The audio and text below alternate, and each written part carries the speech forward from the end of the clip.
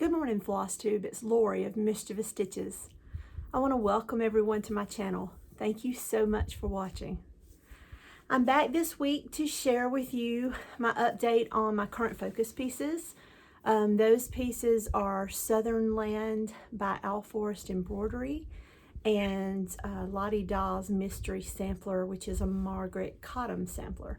So I have been working on Southern Land. It was a whip that I brought in from last year, and I have been working on that as a focus piece, trying to get that finished up. And I want to share with you where I'm at on that piece. So here I am thinking I've got everything together.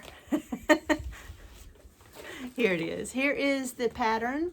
I downloaded this from Owl Forest Embroidery's website, and I saw this, Shiloh from Cross Stitch MD showed this last summer, and I immediately went out, bought it. We got the supplies together and started it. I'm stitching it on an even weave, 32 count even weave casual linen with the call for DMC conversion. Owl Forest Embroidery has their own line of overdyed threads. I did not purchase those.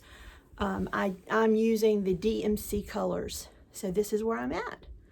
So since I last showed this on the video, I have finished, I always have to orient myself. I have finished this page. I had just, wait a minute, I'm still orienting myself wrong.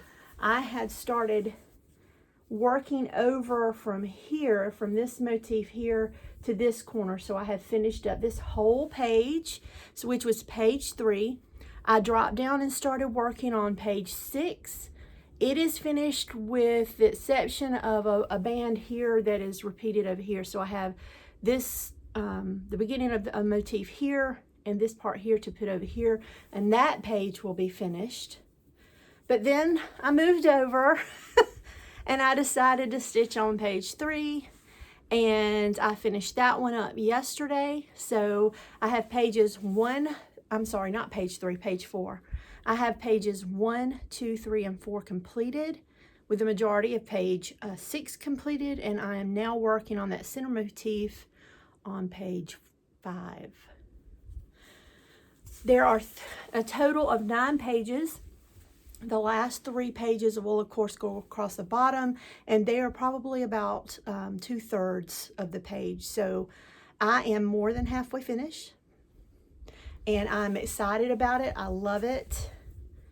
The designer named it Southern Land, and I believe she's from Russia.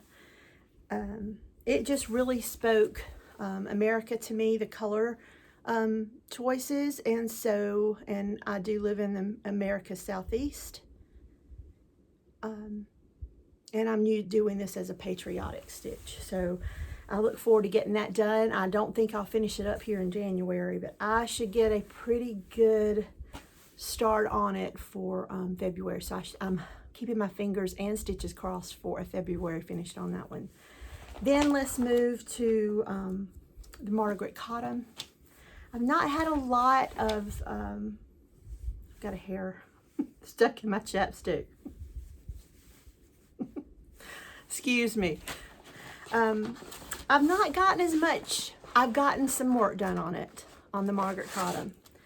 What I haven't done is stitched on it much this week, because my goal was to put 1 stitch in each day, and I've not had a lot of time to stitch this week again. I think I've stitched 3 days out of the 7 days this week, which is fine, but just having some late work days still. When COVID hits your workforce, you get spread really, really thin. So those that I'm thankfully, knock on wood somewhere, I don't even want to say that I've been lucky, because I feel like once you say that, then you, like I said, knock on wood somewhere, but that I'm healthy, blessed to be healthy. We have to spread ourselves out over multiple places to kind of get the job done. So lots of late work nights and very little stitching. But this is Margaret Cotton, And this is actually the number 1 of the 3, and this is all you're going to see. I can't show you the pattern because it was but it was a mystery sampler, but all you see on each page is the bottom part of the sampler where her name is located. But I want to show you anyway where I'm rambling. I'm using the Call For fabric, which is Weeks Dye Works. I believe it is Cocoa. And then I'm using the Call For Weeks Dye Works threads, and they're a jumbled mess here. Very few of them, but I love those dark, deep colors. They're coming up kind of bright with that light shining right on them. It's kind of a little bit dreary here today, so I'm having to use my Ott light to light me up.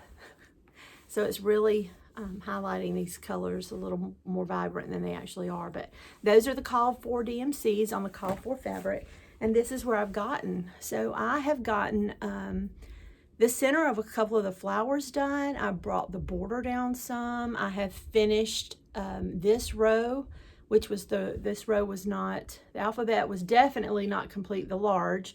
The small alphabet, I've put that in, finished up the large, and there's a tiny little 4-stitch flower that goes in between the two alphabets.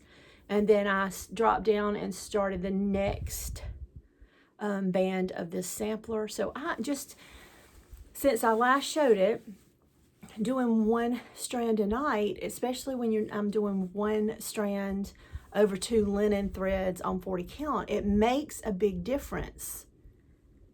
I need to get back to that because this is one I definitely want to finish this year. This is well as a whip. And so there's that. These are the only 2 that I'm focusing on. Last night I did make a start on something new, not cross stitch related.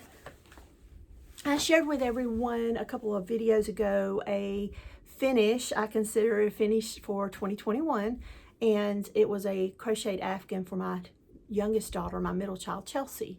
And I've already gifted it to her. She loves it, and now I'm making a start on another one. Let me show you. Oops. This piece is for my daughter Jordan, who is my oldest child.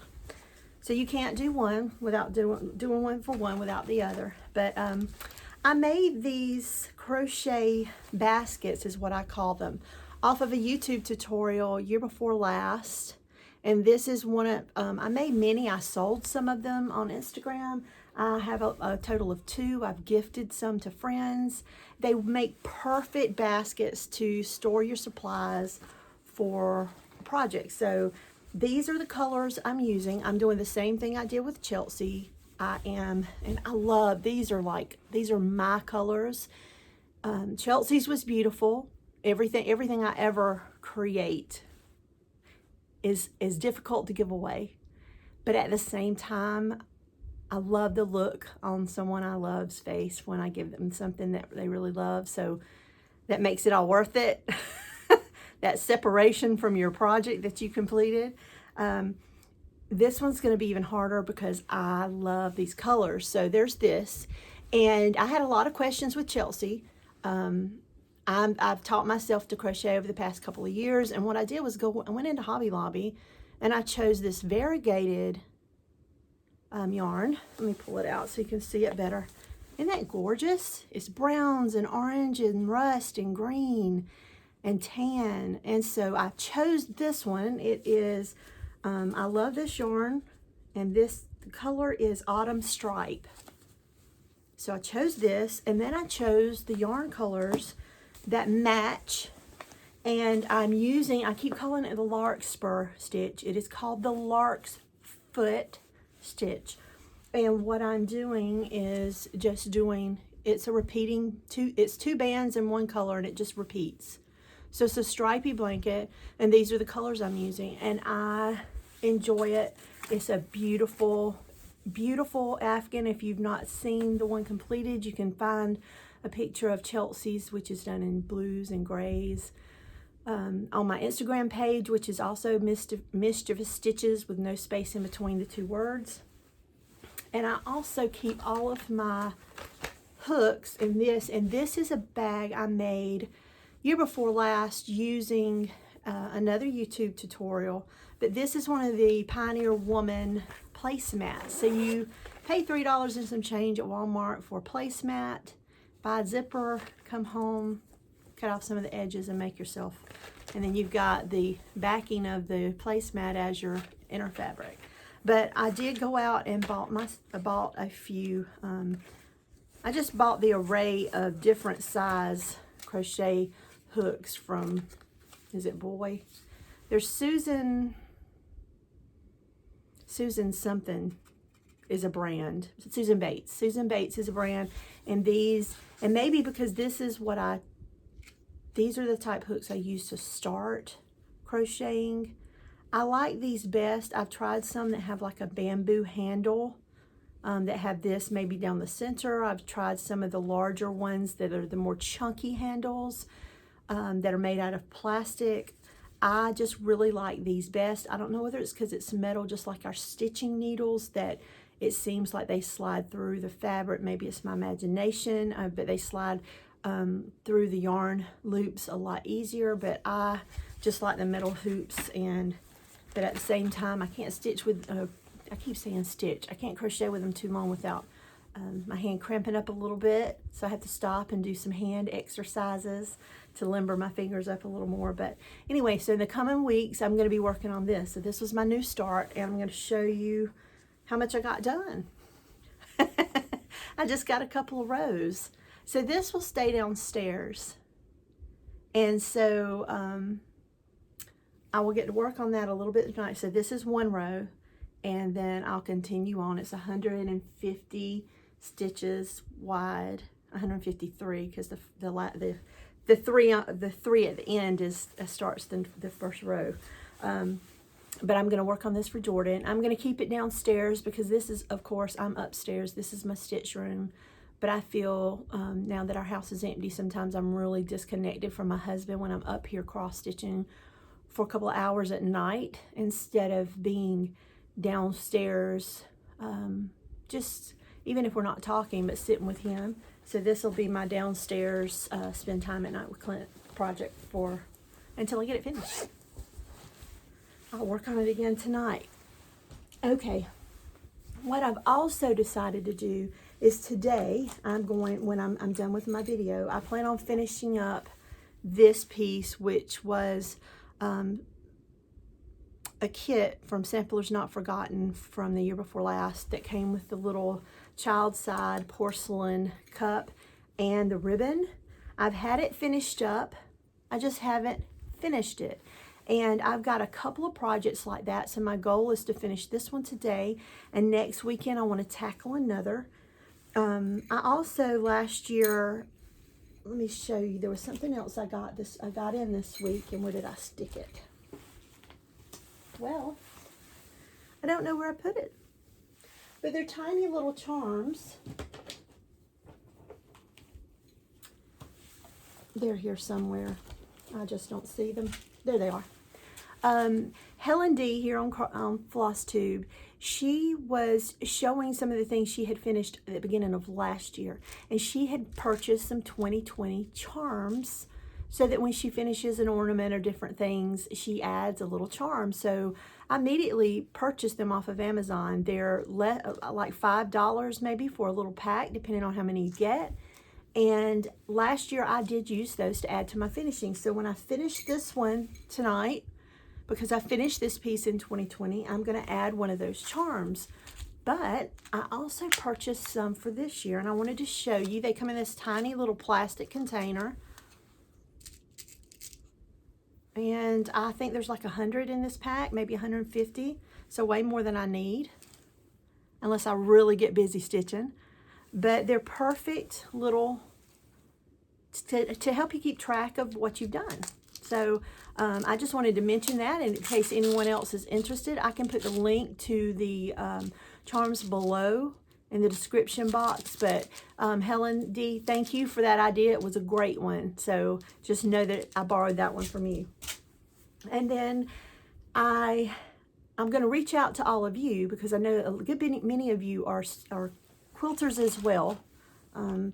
But I finished this. This is a piece that when I did my wrapping up 2020 video, a couple videos back showing all my finishes for the year, this is one that I forgot to pull down and put on the table to share. So this is a Sue Hillis design. It was given in, I had ordered some charms to finish up Stitcher's Sampler by Sue Hillis. And when I ordered the charms, she gave a freebie pattern to those that order from her site of this pattern. And I did this in Mania of 2020, started and finished it up along with a couple friends of mine. They did the same thing. And I had this on hand here at home. It's just a wooden frame that I had purchased from Hobby Lobby eons ago. And I thought, I'm going to mount it in here. It comes with a little peg for the, what do you call it, the prop, to prop it up. I was going to paint it, sand it, decorate it, and put this in it. And I've changed my mind. What I would like to do, what's rolling around in my mind, is those cinch-topped bags. Little ditty bags is what I call them, but they're fabric bags. A lot of times I see them quilted. I have looked online on YouTube. I did Google it the other night. I Googled cinch bags. I didn't find one that was easy for me to understand. So if any of you that have finished some of your projects up like this, or that are quilters and know what I'm talking about, can give me a suggestion of a good tutorial video that I can go to, I would really love to make this into a little cinch bag. And in my mind, I'm thinking with spring coming up pretty soon, that I may be able to find fabric that may have actual tomatoes on it that I can use to make this. So that's what's rolling around in my mind. So if you can help, just if you will drop the link or even drop the name of the person that makes the videos, just anything I can use to lead me to the video, I'd appreciate it a lot. And then once I get that idea solidified and can get working on it, I'll share that here as a finish. So in December, Leslie Hurley here on Flosstube was finishing up a whip that she had. She loved shepherd's bush. It was a shepherd's bush piece. And I had the same piece on the go and could not find it. The majority of my whips are located in the tote that I shared with all of you last week with all of my whips, and that's when I found it. It had, instead of being, because it's in one of the slender like 5x7 bags, and I had looked through my whips but did not actually take them out of the tote, just fingered through them looking for that piece, couldn't find it. Well, last weekend during the video, found it. With that being said, as I looked for that over the month of December, I did run across a trove of finishes that I want to share with you I had forgotten all about. Back in the day, very young 20-something Lori didn't have the funds to stitch. So I, like even some of you now, you use what you have on hand. And at the time, I could afford Ada. I had leftover floss from other projects. I had needles. But I just didn't have the money to do floss and then fabric and then patterns. So every year for a long time, and you'll see, for several years, Lavender and Lace did freebie patterns of little angels for Christmas, and I ran across some that I had finished, but of course, once again, they're not fully finished, and I wanted to share them with you. I don't know their names. It's been some time since I looked at Told in the Garden Lavender and Lace's website. I don't know if it's still up, but these patterns were located there, and here's one. See, they're wrinkled. They were just in a drawer with Christmas things, Christmas stitched pieces and felt. And she has the gold braid down here. And I love this little one. Little girl. It looks like she's getting up, go to the restroom in the middle of the night, or maybe looking for Santa. Their little candle. And this one makes me think of my grandmother, because when I was, my grandmother and grandfather had 5 children, and one of them died 2 days after it was born. And they were both from upstate South Carolina, and when baby was born, that's where they were living. So they moved to where we are now, where all of our this branch of the family is, to this county in South Carolina, and the baby was 2.5 hours away. So when I was in my early 20s, they had the baby exhumed and had the baby brought here to lay with them on their cemetery plot. May sound a little morbid to some of you, but I just thought it was the sweetest thing, that because I know, even though that baby only lived for 2 days, every year on that baby's birthday and every Christmas, they traveled that 2.5 hours to go lay fresh flowers at the baby's grave, or to put a Christmas wreath on the baby's grave. And they just, the impact of a child. So I remember stitching that this year because this angel is holding a baby, and every time I see it, it reminds me of that, because I thought it was a burden that my grandparents, we knew what they were doing, but it was a burden they carried together. They, we didn't travel up there to visit the grave with them. It was their burden. It was their loss. It's something they shared together. And anyway, just a sweet story. So there's that. And then here's another one. I really love her because I love all those reds. I love her profile. So that's the 4th one. Here's another one. Aren't they beautiful? And you can pretty much knock them out. And these look like pieces I cut off of something else. Here's the 6th one. Is it 6th? Maybe 7th. Her too, love that dark green. Those pops of red. Peace. Something we all need. And then once again, those same greens and reds. This is like the 7th, 8th piece.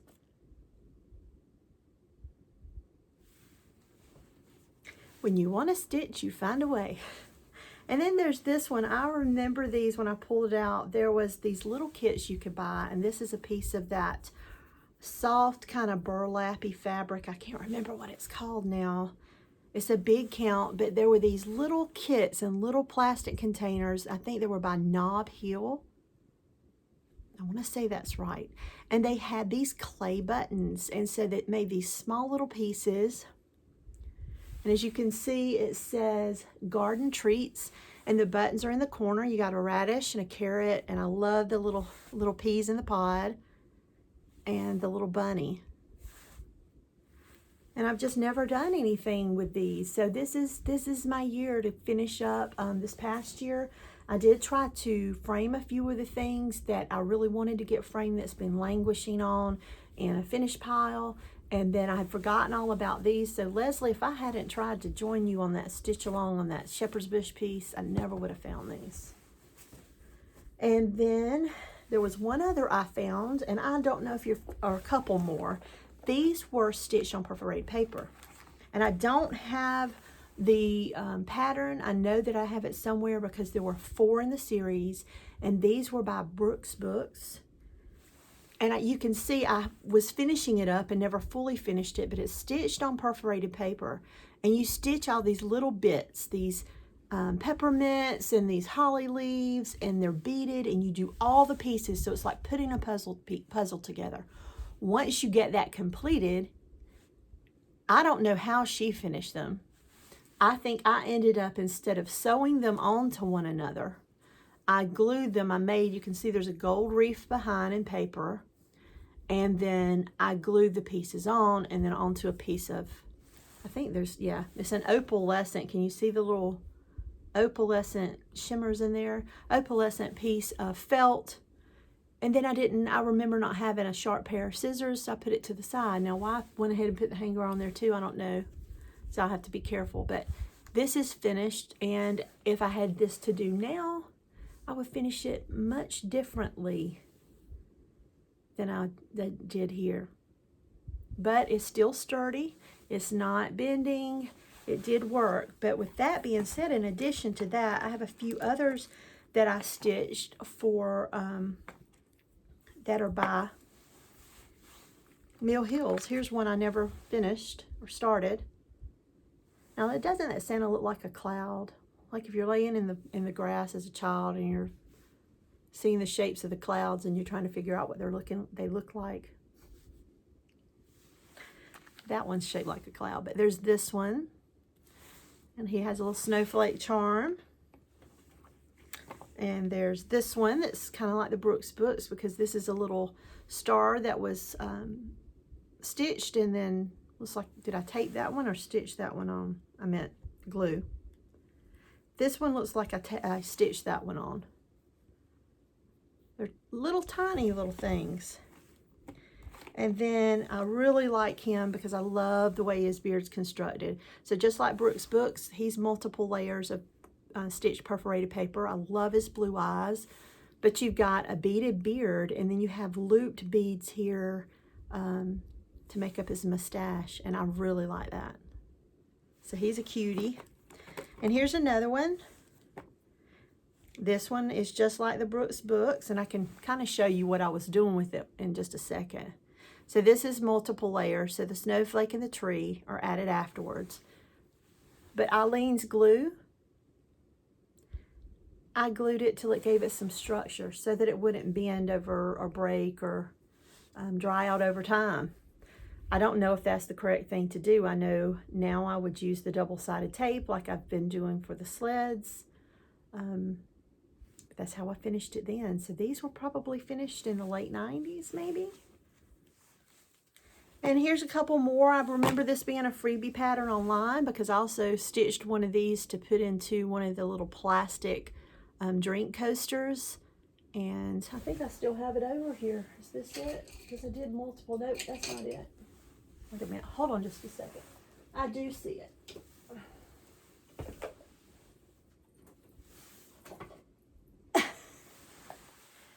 It's a little dusty, a little cloudy from age, but here it is. It's a little drink coaster, and I put some fabric behind it, and you can't tell it's really kind of green and fun, but I put him in here, and he just kind of floats. This one floats.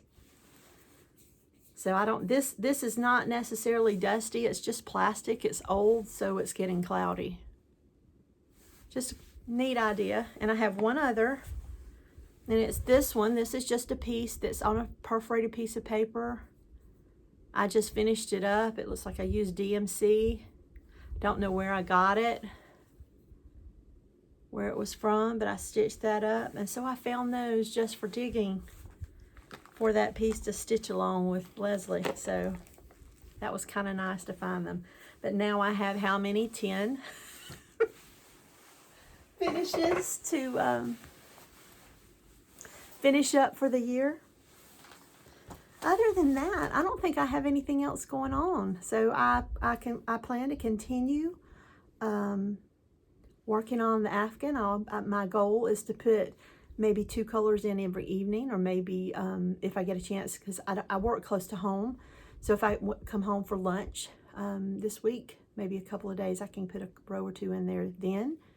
I want to continue to work on Southern Land. My goal is to put a strand into the Lottie Doll piece each evening. If I don't, it's okay. But my goal is to definitely get the Southern Land piece finished before the end of February. And already I'm getting an itch to pick up something else. It will be a whip, but I am getting an itch to pick up another piece. As several of you have reached out and said you wanted to stitch it with me, so I'm thinking by Valentine's Day, I want to be working on Sampler Story. So I want to pick this one back up. It looks like I've got just a basic cream color linen in there. Knowing me, it's probably going to be, I'll look at it and see. I can see the linen threads from here, so I'm thinking maybe it's a 32, but it might be a 36, but I'll let you all know when I get done. I'm using the DMC because that's what it calls for. So if you want to join in, I know 2 or 3 of you did mention in the comments last week that you either have started this and want to get back to it, or you have it and you want to stitch it. Let's start it on the 14th of February. That should give me plenty of time to finish up Southern Land. And if I finish before then, I'll start it then. But let's work on it in February for the Valentine's. What do you say? Other than that, I hope everyone has a great week. It's full of stitches. The days are getting a little bit longer. They're getting a tiny bit warmer. I'm excited about that. I miss my sunshine, but have a wonderful week. Hugs and stitches. Bye-bye.